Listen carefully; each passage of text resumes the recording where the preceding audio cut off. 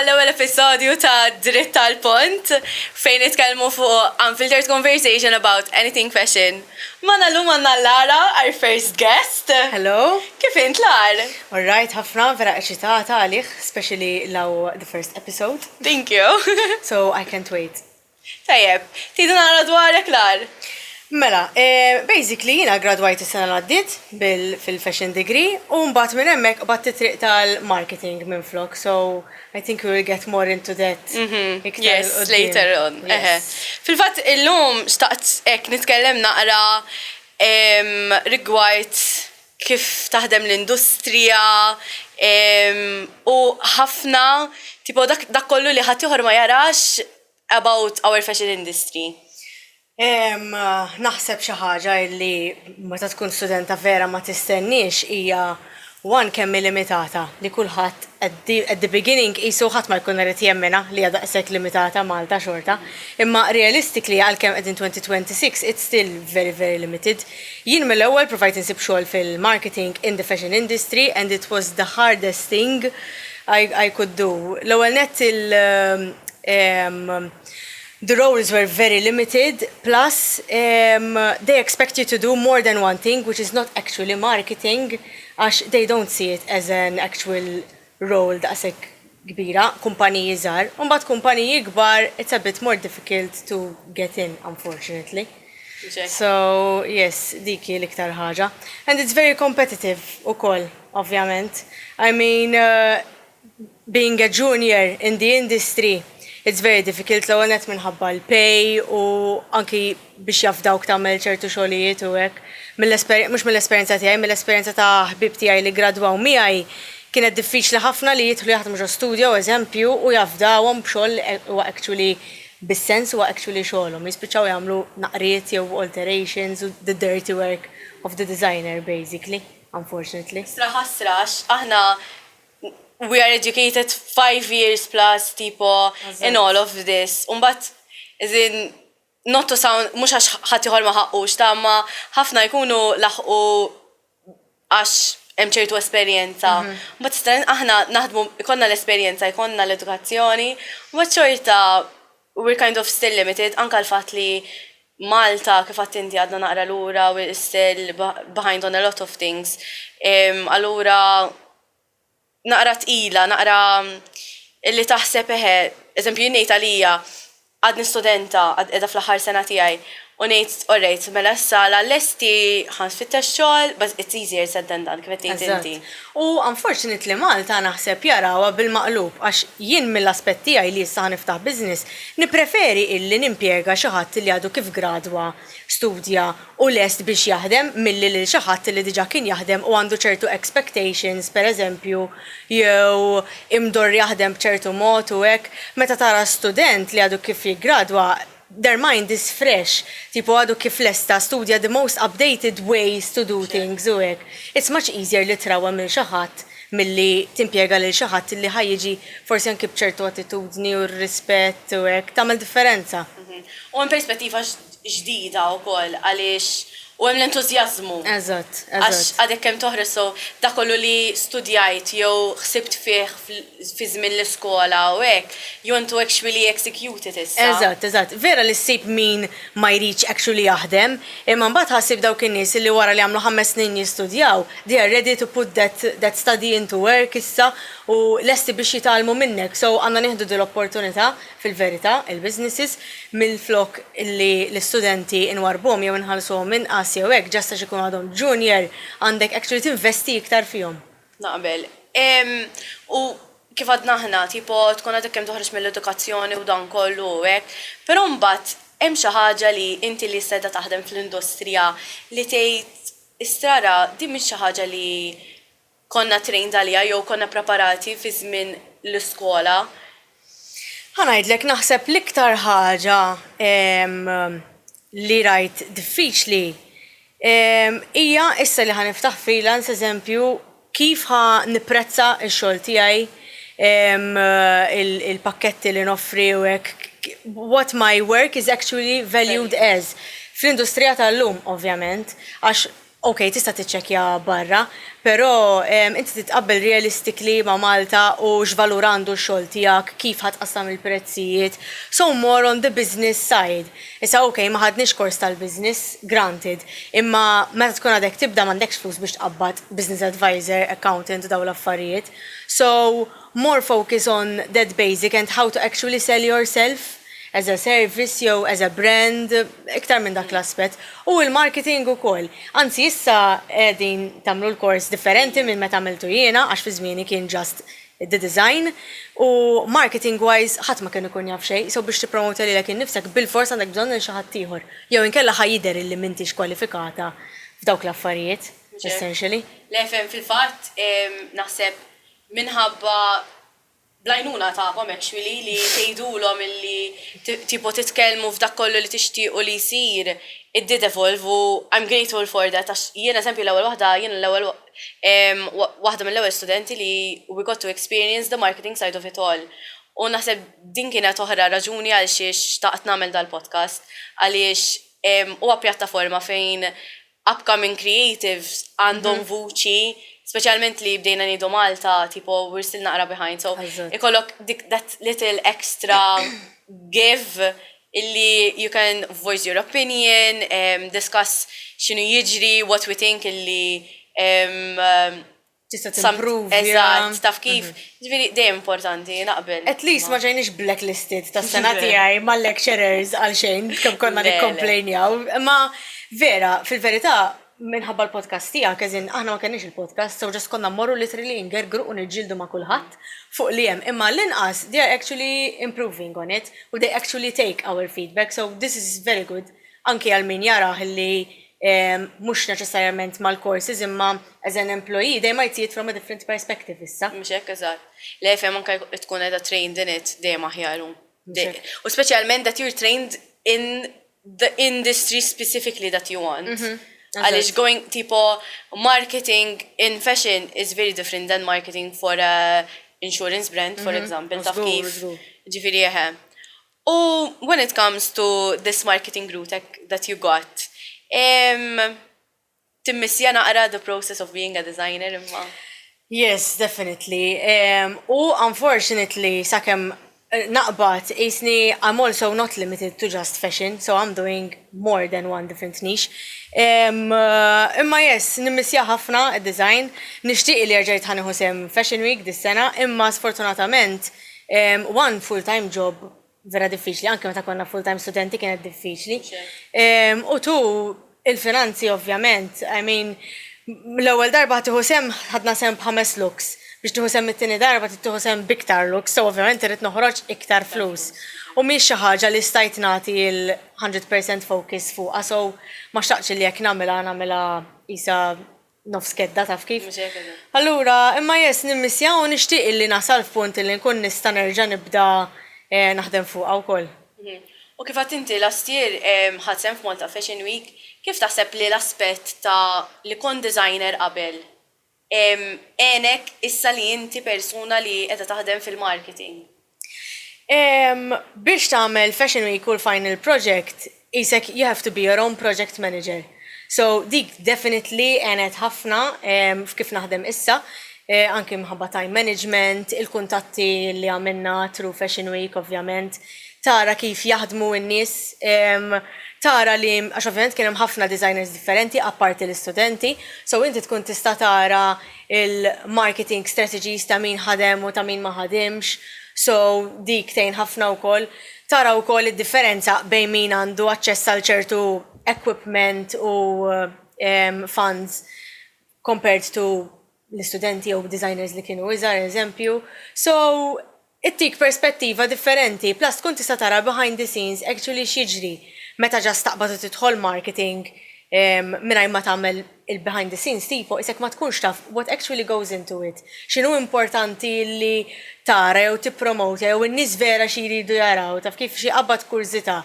So it was still a very very good experience illi għenitni tipo għall-istrateġija ta' kif naħdem issa. Naqbel. Meta, speċjalment aħna anka bħala skola in ġenerali, we're always encouraged li naħdmu in all of this u naħseb li kollok l-esperjenza waqt li qed teduka lilek innifsek tgħinek ħafna biex kif qed tgħid inti tevalwa u tgħid alright mela di xi ħaġa li ħadmet insomma f'moħħi jew di xi ħaġa li forsi għandha bżonn timprovja. Actually tasal f'tiegħek tista' kind of tqabbel u tirranġa u hekk u huwa tajjeb naħseb ukoll il-fatt li inti eżempju kont designer so taf it-teknika taf x'inhu jiġri biex għamilt a particular garment jew hekk. Allura isek tista' tinkludi dal-pakket li qed tikkrea jew hekk illi jagħmel sens għall-klijent tiegħek. Eżatt. U anki with regards to l-apprentistat ħadd ma jieħu pjaċir bih tal-MCAST, speċjalment ir-requirements li għandu. Però fil-verità minħabba l-apprentistat qabel ma ħadsem Fashion Week jiena kont diġà mort u esperjenzajt Fashion Week darbtejn through l-apprenticeship. So, ovvjament meta mort hemmhekk jiena compared ma' studenti li m'għamlux apprenticeship l-istess bħali, kont diġà naf kif jaħdem backstage, il-modelli kont diġà nafhom eżempju, jiġifieri iktar ma tagħmel xogħol apparti anki jekk sfortunatament ikun b'xejn ġas biex tipprova, ħatejn ħafna ilek innifsek għax diġà tkun taf is-sistemi kif jaħdmu, it-tip ta' nies li ħataħdem magħhom, tkun taf x'ħad tistenna qisek, allura dakinhar inti jkollok sistema u taħdem dak il-mod biss.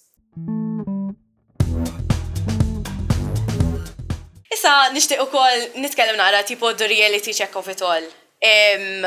Eżempju, minnaħa perspettiva ta' ħadd ieħor li ma jaħdimx f'din l-industrija, inħoss li it's getting a bit too romanticized. Yes, definitely. It's very much. There is the romantic of it, għaliex, I mean, the fact that we get to express ourselves, da kollu li nagħmlu, pero there is a lot of hard work. Jiena naħseb illi kull industrija tista' tiġi romanticized from an outsider's point of view. Għax I'm pretty sure li accountants jieħdu pjaċir jagħmlu l-mezz, daqskemm nieħdu pjaċir aħna nagħmlu xi mood board fil-verità.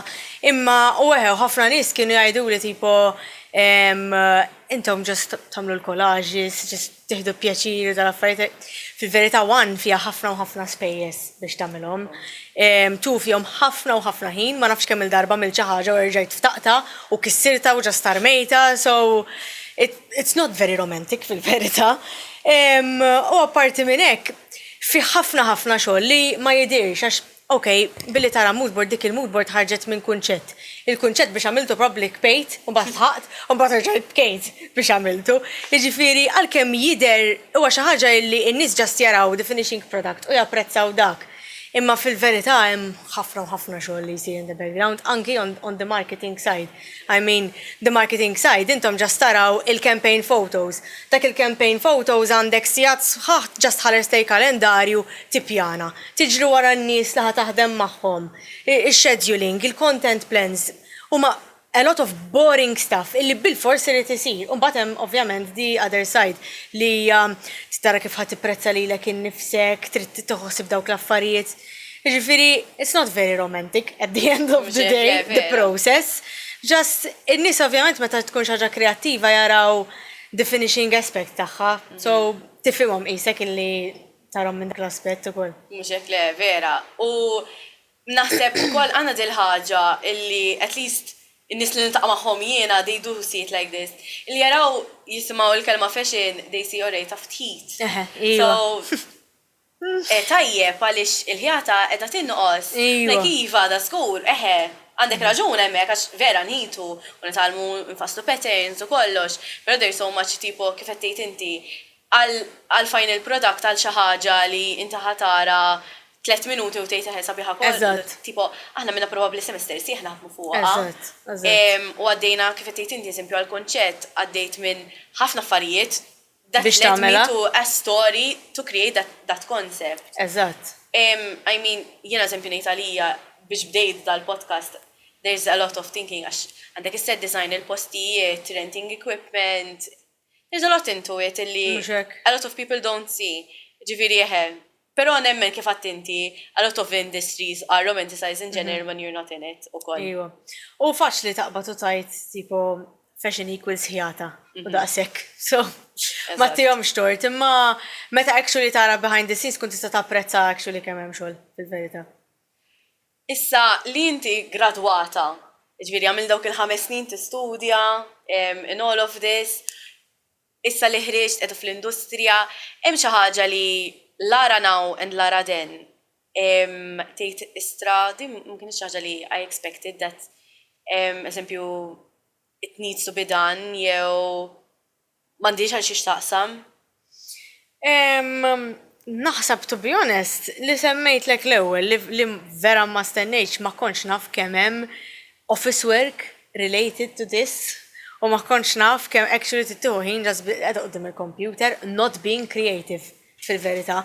U ma konx naf illi ħatkun daqshekk diffiċli biex inkun kreattiva x'kultant id-differenza bejn meta tkun student u impjegat, meta tkun student tagħmel xi ħaġa għalik. So, biex tagħmel anke biex toħroġ il-kunċett hekk hija ħafna ħfef għax it's something more personal. Meta mbagħad qed taħdem għal ħaddieħor u għal ditti differenti, eċetera, inti l-concepts u hekk iridu jkunu related to the brand u ovvjament bil-brief li jtuk. So, mhux neċessarjament ħadd irrelata magħha, mhux neċessarjament ħadd tkun toġbok lilek, imma it's part of your job and you have to do it. U inti the creative person, so inti titoħroġ b'idejat u jridu jkunu jidru li actually jagħmlu sens taf kif, so isek li tipprova tkun kreattiva fuq xi ħaġa li mhux neċessarjament tieħu pjaċir tagħmilha jew toġbok jew is your expertise taf kif. Dik kienet l-iktar ħaġa diffiċli illi sibt. Isek you have to find a way to put yourself in a creative zone anke meta ma tħossokx taqsek creative speċi, anke meta tkun student, jekk illum ma kellix aptit naħdem fuq l-assignments u l-għada kelli aptit nagħmel all-nighter u ntella xogħol ta' 3 ijiem tista', imma meta tkun qed taħdem ma tistax tmur ix-xogħol tgħidilha m'għandix aptit illum jew mhux qiegħda fil-muża. Taf kif għandek deadline u bil-fors tittamlu dakinhar. Naqbel, I mean, it's a different aspect of it all ukoll. Però importanti eżempju kif għadt inti, it's something that needs to be done. And you power through għax taf li eventually there is that creativity aspect into it. So hija xi ħaġa sabiħa li ma taqtax qalbek x'billi u tkompli sabiħa tin il-kuraġġ ukoll. Tgħid alright, mela it's okay għax my final product ħajkun xi ħaġa kreattiva. Eżempju għandi campaign that I need to create jew hekk ġifieri aħen. Xi ħaġa importanti għalik fil-marketing illi għandek biex tkompli. Importanti għalija, fl-imsens imma. Eżempju, imma aspett li trid tikkrea storja b'da kollu li qed tikkrea. Naħseb illi bħala brand irrid ikollha storja as such. So jien idea meta xi ħadd titini prodott u jgħid li okej tippromowtja dak il-prodott, inkun irid inkun naf kollox fuq il-prodott, so il-background tiegħu għal xiex il-kumpanija x'inhi l-istorja tagħha. Irid ikun hemm actual full-on branding fis-sens li ikun hemm il-vuċi tal-brand għalkemm tkun a campaign in itself tkun tidher illi ta' dik il-kumpanija partikolari taf kif kollox ikun jagħmel sens mhux just kull prodott iżek qed tippromowti mod differenti just for the sake of promoting it, li kollox ikun jidher illi huwa fl-istess package basically, it's the same concept, taf kif, it's the same general concept. U sa inti li qiegħda taħdem ma' brands u hekk u being out there in the industry, hemm xi ħaġa li eżempju you're seeing a pattern from brands illi being an outsider taħseb illi nagħmlu mod they're thinking constantly, I mean, apart from sales għax let's be real, that is naħseb l-iktar ħaġa importanti at the end of the day, that's what keeps everything afloat. Imma eżempju being a customer it's the style that it's constantly on trend. Imma inti li actually qiegħda taħdem mal-brand issa, you're behind the scenes of it all. Xemm xi ħaġa li bħala customer we don't realize that they're prioritizing. Naħseb iktar milli we don't realize that they're prioritizing, ħafna mill-kumpaniji, speċjalment il-Maltin jagħmluha ħafna iktar, jikkupjaw lil xulxin. Jekk jiena restorant u rajt lil dak ir-restorant li ħadem li qed jagħmel irrid awtomatikament nagħmel eżatt bħalu. Meta fil-verità l-istess trends ma japplikawx. Jekk jiena ħanut li għandi ċertu tip ta' stil, u mbagħad hemm ħanut ċertu tip ta' stil ieħor ma nistax jien nagħmel l-istess affarijiet bħalek. U xi ħaġa oħra li vera isni ma konċet nistennijaw, xaġa li vera taħraqni huwa li ħafna kumpaniji jippretendu li l-marketing jgħatem biex ibiħlek il-prodott. Il-marketing mhux jgħatem biex ibiħlek il-prodott.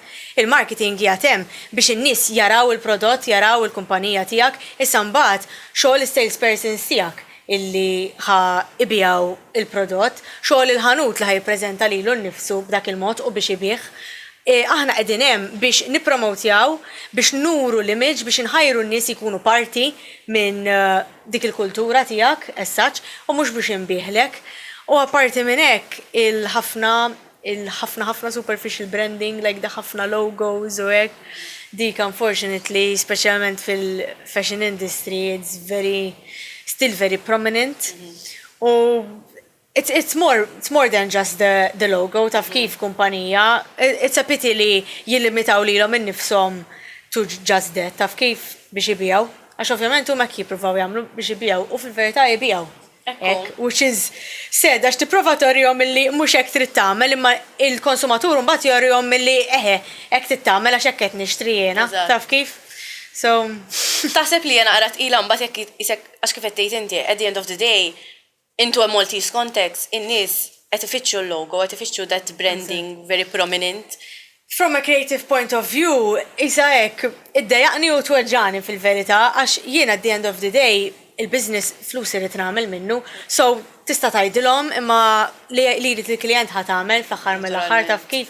So ovvjament anke biex nuri bħala proġetti u hekk isek limitat għax it's not what I want to do, but it's what my client wants me to do, taf kif? So fil-fatt kont se ngħid ukoll anka il-perspettiva li inti ġejja minn Gen Z, so qiegħda taħdem ma' ħafna nies li probably huma akbar minnek, being a junior u hekk, għandek perspettivi differenti, forsi qed tifhem naqra il-klientel ta' madwarek tal-età tiegħek ħafna ħjar. Taħseb li it affects how you're gonna produce your work u tipprova tfiem il-ta' fuqek or whatever to translate all of this? Ifimni, mill-perspettiva ta' marketing, mhux daqshekk għax fil-verità ħafna klijenti li ġu għandi jgħidu li m'għandix li ċkien idea, jiena l-mobile nużaħ biex inċempel, so fejn jidħol marketing ma nafx u kollox fidejk, tipo rrid żewġ videos u da. So tajt, alright, ħajħalli kollox fidejja. Tagħmel il-campaign, għamilli logo hemmhekk semmi li għandna 50% off, eżempju, taf kif? So tispjegalhom u fil-bidu jħallu fidejk, imbagħad ħassib min jgħidlek, okay, din taf x'inhi tagħmel, ħanħalli fidejha. U mbagħad ħassib min ħajdlek, le, dawk hekk qed jagħmlu, so għamilli bħal dawk għax dawk tarġ kemm bijaw qaluli l-aħħar darba. Fimt, so ħassib min illi jammetti li ma jifimx u jħalli fidejk, u mbagħad ħassib min illi għax jara l-ħadd ieħor minn għalih illi jifhem f'kollox u jkun irid kontroll totali. Issa mbagħad stalik jekk għandek bżonn il-flus, jekk għandek bżonn il-flus ħażommu bħala klijent, m'hemmx tagħmel, u tu jekk tkun taffordja illi tkun iktar picky u choosy bil-klijenti tiegħek, tista' tagħmel hekk ukoll.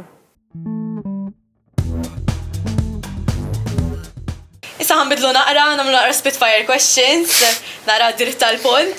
Nibża. Mela, one word answers, most overrated trend right now. Panic. Fair. Unhinged opinion about fashion.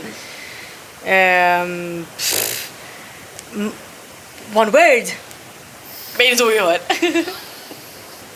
Malta mawx. One thing brands are doing wrong. Reels. Education or experience? Experience. One thing people underestimate about marketing? Strategy. And a dream brand that you want to work with? Chloe. Tajjeb, thank you ħafna Lara, this is very interesting, il-fatt li nista' anka nara xi ħadd li kien fil-perspettiva tal-edukazzjoni u se tkompli marketing. It's very interesting to see your point of view hekk. Thank you very much, thank you for having me. U vera ċitata biex nara l-komplament tal-episodes, as I'm very sure that this podcast is going to help a lot in the industry. Grazie ħafna, that is the way forward at least, we try. Mela, qabel ma nagħlqu Lara, fuġeda taħdem? Bħalissa edha naħdem ħaniftaħ ovvjament kompletament freelance, so ħaniftaħ Forma Studio as a social media agency u marketing agency u suppost għana nibdew the self-employed journey from the 1st of May. Good luck! I'm sure it will go great. Vera għanna bżonnu, so I think it's a very brave, forward-looking aspect to the future. Thank you. Where can they follow you, Lar? Follow me on Instagram for Forma Studio. See you, thank you ħafna. Thank you. And thank you for listening to the first episode. Thank you, Lara, for being our first guest. Thank you for having me. If you like this type of content, please follow us all on socials at Dritt Għall-Punt. Bye-bye.